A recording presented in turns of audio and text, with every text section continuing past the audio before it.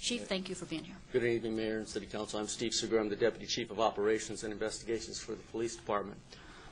Friday evening on February 4th, we had an incident that occurred at 7th and K Streets, where about 200 individuals gathered at 7th and K Streets to begin to prepare to go to Old Sacramento. When they got to Old Sacramento, the watch commander deployed about 12 officers, 1 sergeant, and 3 CSOs to go into what we call a crowd diversion unit so that we could keep any problems from occurring, realizing that a number of the people that were down there were juveniles. So they made, at that time they went through and they did a curfew sweep. So they made 27 curfew arrests for the evening. They made 2 arrests for disturbing the peace and 1 arrest for drunken public, and then they issued 9 misdemeanor citations. The information that they learned that night was that there was a rumor going around that there was going to be a Mardi Gras event in Old Sacramento, and that Saturday would draw more people.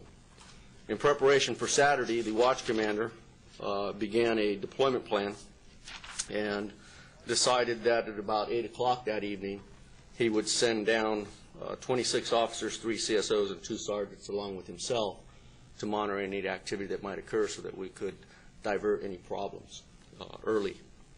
At that time, 6 of those officers were officers that were assigned to the Metro Corps that didn't come out of the normal patrol function. They're officers that normally work down there. The additional deployment was at 7th and K, where they saw a number of juveniles between hanging out with a number of 18 to 20-year-olds. So they started looking at the curfew issue again. They got a number of them to leave, and then at about between then and about 12:30 at night, the crowd in Old Sacramento grew at 2nd and K Streets to over 1,000 people. The officers went in and began to do a crowd control movement in the sense that we would just move the kids out of the street where they were hanging out in the street. They were doing a lot of car activity, jumping on some cars, basically creating a disturbance, so the officers went in to move them. They took some bottles thrown at them. There were some rocks thrown at them. Eventually, they were able to get the crowd moved, and the ending result of that evening was 42 curfew arrests, a misdemeanor assault arrest, 1 more drunk arrest. And during this time, while they were dealing with that, there was a shots fired call in the area of 7th and K Streets, and they responded to handle that as well. And so they finished up the evening with that. That was the deployment plan. The issue in terms of the rest of the city was in good shape. We had over 100 officers on the street that night. Out of that 100, we put down roughly 30 to 35 staff in the area. The watch commander monitored the situation. He monitored the calls for service during the evening. The calls for service during the evening between 9 o'clock p.m. and midnight, there are very few calls in queue in the citywide, and a relatively small number of calls during those given times in the actual central sector city. These are the types of things we prepare for. We're going to use information that we can gather when we go out and have these types of events, and the watch commanders have the authority to make decisions in terms of staffing to deploy the appropriate staff so that we can divert any problems. It's preventive planning. It's necessary. We do this all the time, and we also remain cognizant that the rest of the city has to be protected. Any event like this, if it were to get worse, or if it was something that we absolutely needed immediate assistance with, you're well aware that we also have mutual aid, and that we have plans in place that if we need some more help, the Sheriff's Department will come in and help us. West Sacramento will come and help us. The CHP will come and help us. So we're always ready for those things, and fortunately in these events, I think the watch commander did the appropriate things from the information that they learned on Friday night to deploy an appropriate amount of staff for Saturday night. And so that's what we ended up with. The coming up weekends, we expect that the weather stays the way it is, that we have some information that a number of the youth that are coming from the Bay Area. And so I've authorized the lieutenants and the captain in the area to do a deployment plan similar to what we would do for the summer. And so I will bring in a number of the specialty units to come in, and this Friday and Saturday evening we'll go down and we'll be prepared. We'll bring a traffic unit down so that at least we can ensure to the people that are visiting Old Sacramento that Old Sacramento is a safe place to be, so is downtown, and we'll have a very good presence so that we don't let things get out of hand. And we'll give you some information back on that. Okay. I certainly appreciate the report. As you know, I don't consider either downtown or Old Sacramento to be unsafe, other than when we have occasional incidents like this, and no one was seriously hurt, and I'm not even sure too many people knew about it unless they were in the immediate area until they saw the news report. So I appreciate the way you've handled it, and I really appreciate your being here tonight to tell everyone about it. Obviously, we're not noticed for this, so we can't take action. On the other hand, I'm not sure what action we'd be taking if we did, but I do have a number of council members who would like to address you or ask you questions. But let me give Mr. Thomas a chance to fill in anything else he'd like to do first. Well, thank you, Mayor and members of the council, and I appreciate the mayor allowing Steve to come here and provide information to the council, because there has been a lot of information and some misinformation about what occurred.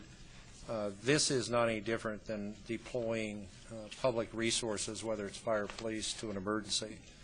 And as Steve has indicated, the chief's indicated, we had about 30 out of 102 people focused on this event, so we had 70 people in the city doing their normal patrol.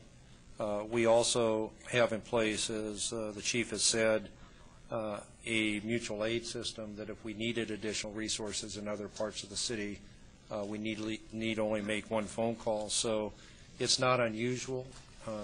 I think the fact that we have plans in place and they work is significant. And as the chief has said, a lot of the intelligence that was gathered shows that there were a number of people that came from out of town based upon some misinformation. So we may have to start sharing with the media the accuracy of information in terms of events, which led to the gathering of people. And I do appreciate the mayor allowing us to provide some information on this event. Great. I appreciate your responsiveness to my request for that. Mr. McCarty, you're punched up, and then Ms. Hammond, and Mr. Cohn. Yes, just a quick question for the Deputy Chief. But first, I agree, Mayor. I think Sacramento is a safe place to be downtown in Old Sac. And a 5-second clip on the news may lead you to believe otherwise, right. But I think... And we want to keep it that way. Sure. But the question is, as far as the intelligence that you gathered from the individuals, why was it that they thought that there was this Mardi Gras festival? Was there a radio announcement on a website, flyers? Why would they think such an event was happening here? You know, I'm not sure. I don't believe that there were any radio information. Did you hear anything about radio information, Sam? I think there was some kind of flyer that was produced. I think you need to push your button. There you go. That one. I think there was a flyer that was produced in Old Sac that had some reference to Mardi Gras, and so I think that it just kind of grew as an urban legend that it was going to occur down in Old Sac, and so they just started coming based upon that. A bunch of misinformation. Doesn't necessarily mean that was accurate information.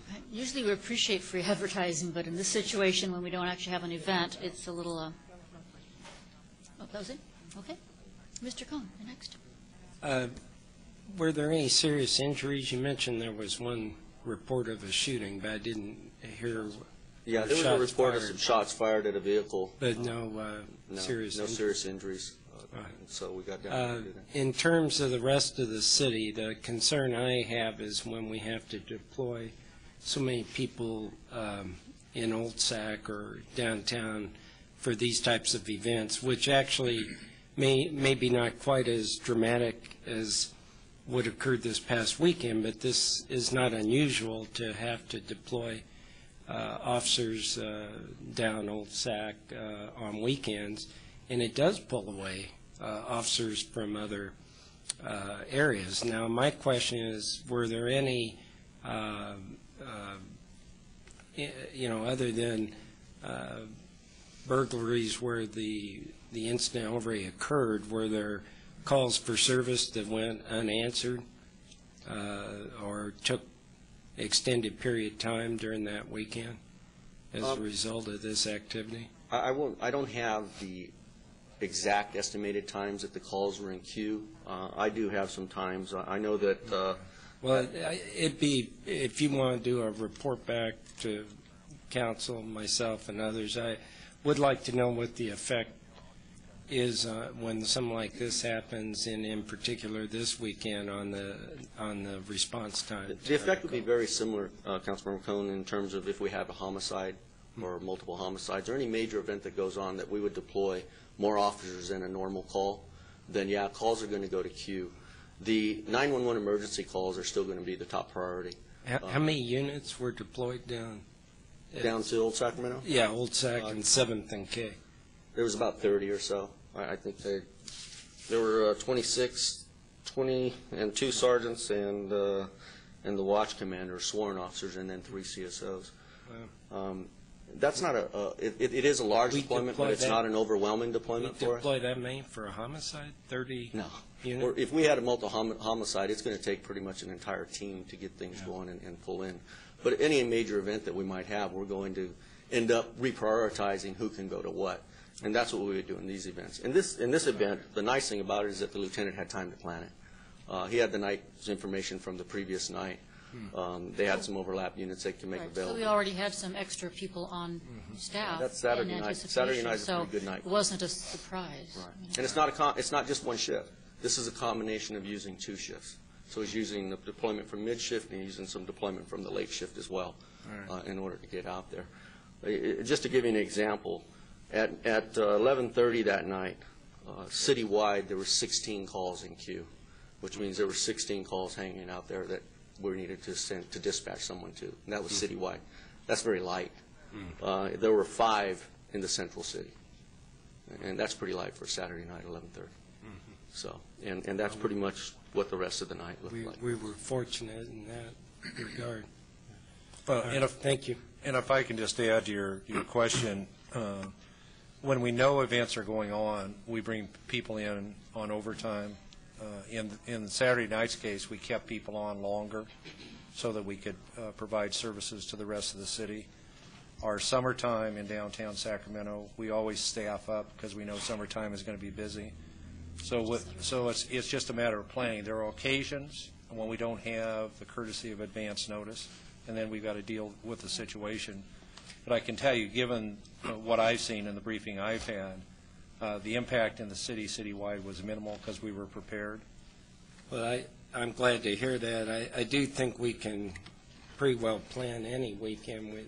There's potential, maybe not for this magnitude, but for these types of deployments. So I think when we get to budget time, we're going to have to factor in, not just this year, but in ensuing years, as downtown becomes a more attractive place for nightlife. It's going to attract all kinds of people, including some we maybe don't want to attract. And for those that think we don't have nightlife, you go down to Old Sac on any Friday, Saturday night, there's a lot of nightlife going on. It's just not the kind the Chamber of Commerce wants to brag about. And for this weekend, that's a change of assignment. We've changed some days off. We gave notices, and there will be some overtime. We have to bring some units in on overtime because we're pulling it from another assignment. So, I appreciate that. And while I appreciate your concerns, Mr. Cohen, I want to remind the council that I've already been talking with the city manager about adding a number of police officers to the force. And in fact, in our retreat, we talked about making sure that the 3rd Academy would get started sooner. And so that is something we're working on and doing, and recognize the need to do it. So I just appreciate that you were on top of this one and kept everything in check. Ms. Pinnell. That was kind of my comment. When is that 3rd Academy going to start? I think it starts this spring. It's either March or April. it's scheduled for October. And then my other, just a Start? comment that, Yeah, well, we're going to run 3. We run one that's in now. Right, okay. And then we run one in July, and we're going to run one again in October. Okay. we seem to have more young people coming from the Bay Area. What are they doing down there? Obviously, they're not having fun down there. They got to come over here. Well, maybe. And they're promoting it over. That's part of the problem. Is someone is over there is doing false advertising, and encouraging people to come here. And I don't know if that's Some of it is. to make sure that they don't have to use the police forces in those cities, or whether it's just someone who's ill-informed and having a good time on. So, anybody listening could do the same thing for them, huh? Thank you. Ms. Sheedy, you're next. I don't know if I want to follow that or not. I know. Thank you for the briefing. It really sets aside some of the concerns that most people had, and I hope that all those listening will understand that this is a safe community and it doesn't happen like this all the time. And when it does happen, we are prepared for the emergency that occurs. I think that with this, maybe the word will get out that it's not going to be it's not going to be fun next weekend, that we're going to be prepared on before they get here, and perhaps they will go somewhere else. It's very safe. You have a majority of the chiefs of California walking around K Street Mall right now. That's right. In fact, I was... That was the fireworks display, right? Yes. Because I couldn't figure out, okay, who's playing baseball? It's winter. What's going on? I could hear fireworks. And In fact, I had dinner in Old Sacramento this evening, and it was just lovely. So I advise anybody that wants to go there. It's quite safe and quite pretty, and the tourists are out. I felt like a restaurant guide this afternoon. I bet so. Okay, well, if you could have a seat, you might want to stick around. I think a few of the speakers might want to address this issue. I'm not sure if everyone does or not, but just in case. Okay. Thank you. Okay, thank you very much.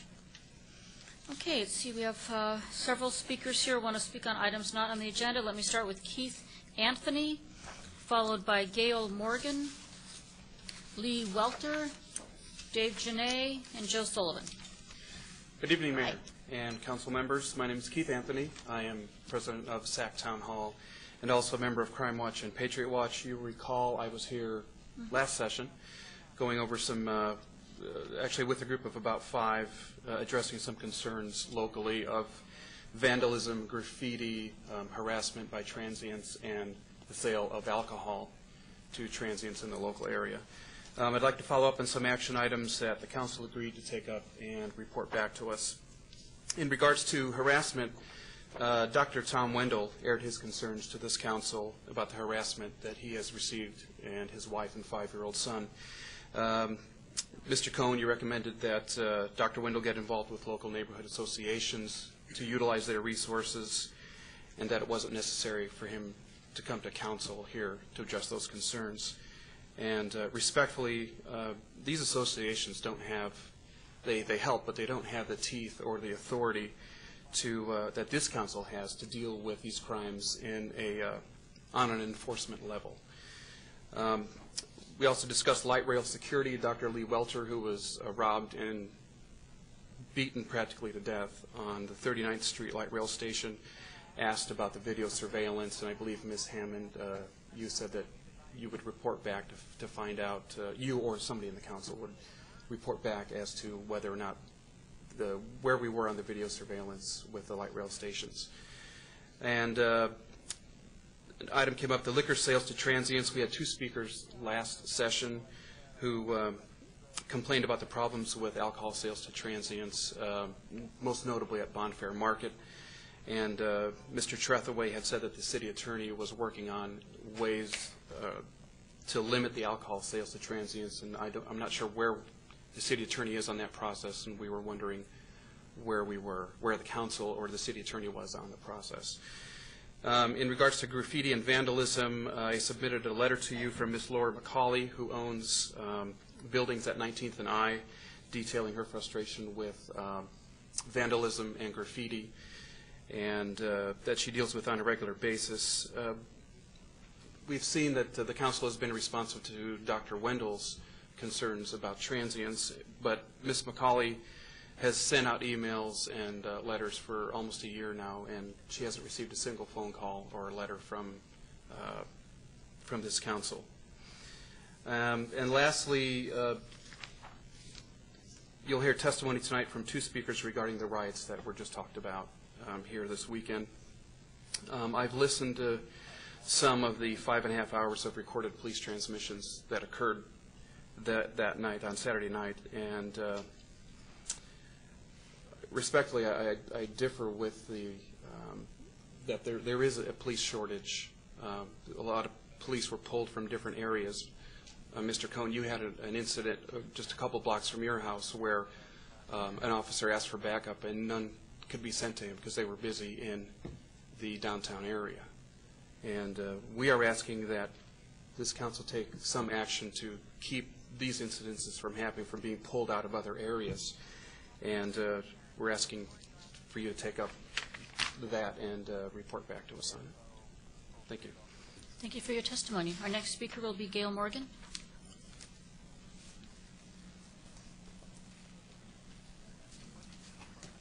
Mr. Morgan. Good evening. I'd like to compliment the chief and give him my support. In times past, he's spoken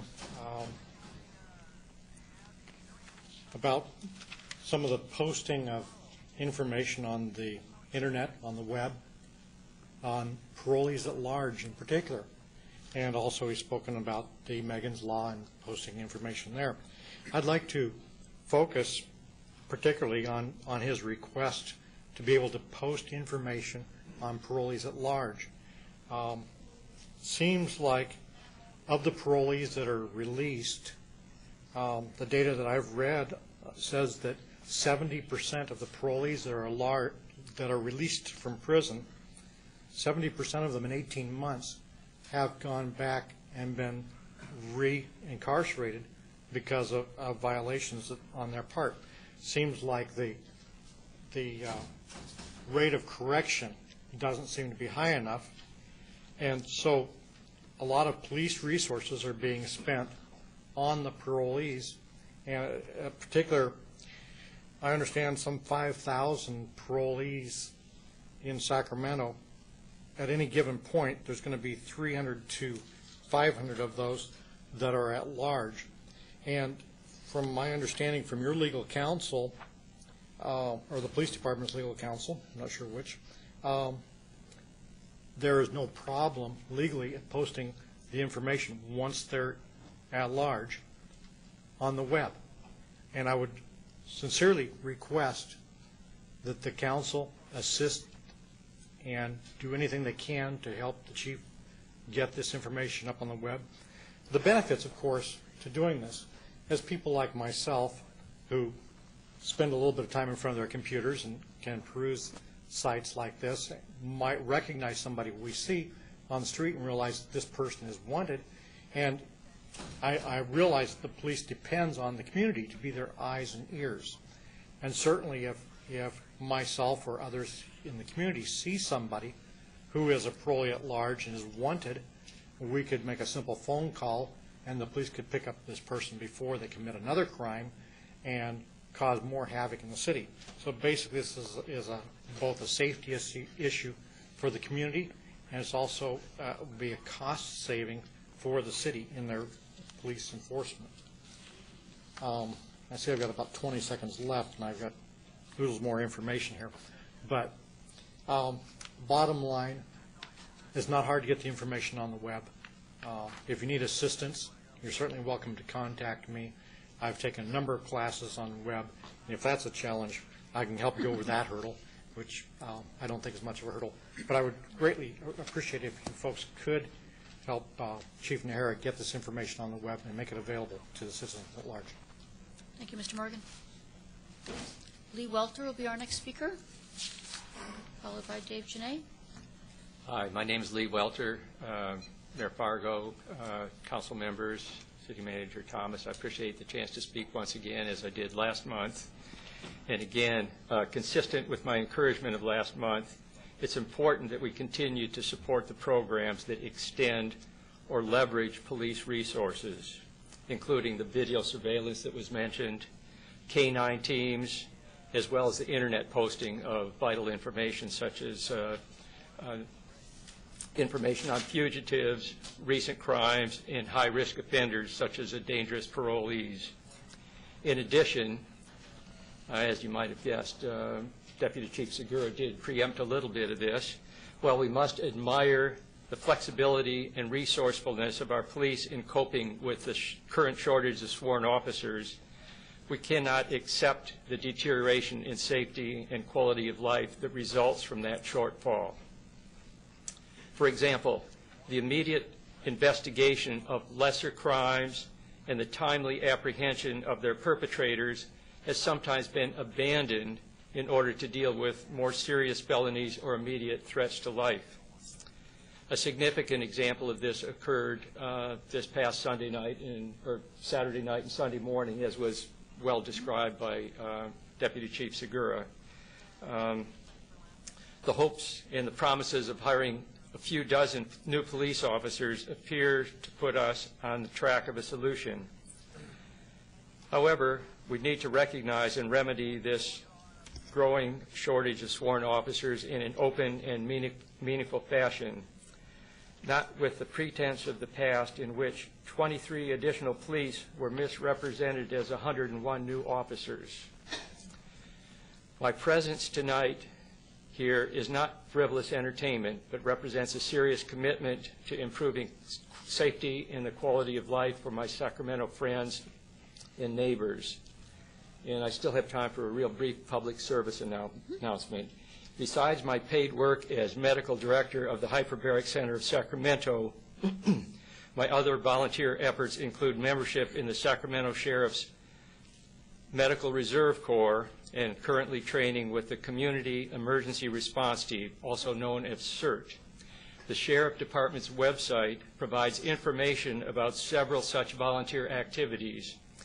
More volunteers are very eagerly sought, and I strongly encourage anybody who has any interest or capability to pursue those volunteer opportunities. And I can add, these urban legends die very hard. Years ago, the city of Chico had an annual event called Pioneer Days, which was a very lively and peaceful event, but it gradually deteriorated to the point that it was violent and perhaps unruly. They discontinued that event, but for years afterwards, hordes of people would show up from out of town because they knew it was the time that they could get rowdy again and have a good time in Chico. Yeah. And I hope that we don't develop that sort of a tradition here. Thank you. We're trying not to. Appreciate your input. Mr. Janae.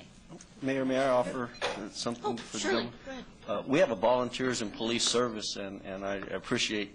I know. I was thinking you was going to be saying the city of Sacramento instead of the county sheriff. Yeah, but that's okay because, well, people are watching this. They can call us and volunteer for our volunteers and police service, and we're working in conjunction with the sheriff's department to grow that. So we'd appreciate any calls. Thank you. I appreciate that, Chief. Gosh, we've had this conversation. I can't count the number of times, ladies and gentlemen. And I always try to be respectful, but I have a very difficult time when information doesn't seem to get to anybody in this city accurately. I listened to the various news reports after living through this thing the entire evening into about 4 o'clock in the morning. As we logged it, tried to lay it out on a sheet, understand where the units were, why the units weren't in Mr. Cohen's neighborhood where they should be.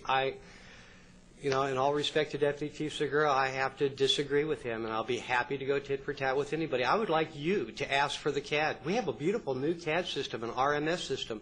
Pull the data. We'll ask for it. We'll even make a public records request. Because I can tell you what happened to Victor 36 for about 3 hours that night. I can tell you about the 459 pending that they couldn't even cross sector dispatch because there were no units available in Sector 6 to respond. And I don't get to see what comes across the computer, folks. Deputy Chief, when you said you had 100 units on the street, I just about jumped up and shouted, and I said, that's exactly what we need out here. Ms. Sheedy, you got an email from me a couple of weeks ago. I sent you a proof, didn't I? I asked you all to pull those daily activity summaries. And Mr. Cohen, your sector sergeant on Monday morning trying to figure out what to do when 3 officers showed up for work. And that's what was there to cover Sector 3. And 4 in Ms. Sheedy's. So I'd love to see 100 officers on the street. Listen, I've made a commitment to the chief every time. You've never heard me say one thing about this new chief and his desire to educate and communicate as an open book with this city. We have the finest men and women of the police in the state of California for police department. You've heard me say that over and over and over again. But are they overworked? You bet. They jump from call to call to call to call. Let's not fib each other. Let's not fib the public. We have a terrific police department. We have a terrible track record on staffing. You all received an email from me just the other day. 3 o'clock again in Midtown, crime in progress. Not only no units available to respond to that call after following that individual for about 20 minutes, but never a contact back when the call is noted, please make contact. I had additional information. So you see, when the B minimizes it and quotes the wrong numbers and makes it look like, oh, gee, there was just a little uproar, and doesn't get the facts right that, yes, our police spent 20 minutes looking for a person who thought he'd been shot. He was in the wrong place. The police didn't know that. There were people injured, not severely. Thank God for that. But yes, Mr. Cohn, your sector was set really bare, very bare. And I will be happy to go over those calls, Deputy Chief, and compare them to your CAD records if you will produce them for us, because I think the public has a right to know, and that's exactly how they're going to then deliver the support to you that you need to bring your department up to the levels that the chief wants. Thank you. Thank you, Mr. Janae. Mr. Sullivan. Good to see you. I'm Joe Sullivan, a director and also presently the secretary of the Sacramento County Taxpayers League. And our 44-year-old organization has been slightly remodeled this past year. We have a brand new executive director, Bruce Lee, who was a former mayor in his own right for 2 terms, who is now our executive director. He replaced me. And he's changing the way we operate a little bit and forming committees, and 2 of which will watch specifically the way the money is spent in the city of Sacramento and in the county of Sacramento. 57% of your budget goes to public safety, and you can bet that one of the things that we're going to be watching is how it's spent. When I heard the story about the staffing problems, I got a little excited. Now, the last 6 Sullivans, male Sullivans, old enough to carry a gun, 5 of us did. My brother Hank, my younger brother, 77-year-old Hank, and I did it in War II carrying M1s in Italy. My 2 identical twin sons of my brother are presently in public safety. One is a professional airman and is in the service and has been. He's a tech sergeant. And his identical twin brother just finished his 2nd tour in some fairly bad places as also an airman. And my father was a policeman in New York. So if there's anybody that's going to be on side of the police, it's us. You've got all the Sullivans. However, we're going to take a very hard look at your budget and find out why you're not staffed properly, if that's in fact the case. Mr. Junet contacted me the other day and gave me a little rundown on this particular meeting and the complaint he was going to make. And of course that struck a nerve. And he happens to be a member of the Taxpayers League and has the right to call me and ask me for help if he believes that I can give it to him. And I guarantee you that we will take a very, very good look at your budget and how these armed officers are actually staffed. Thank you. Thank you very much. That concludes the citizens addressing us on matters not on the agenda.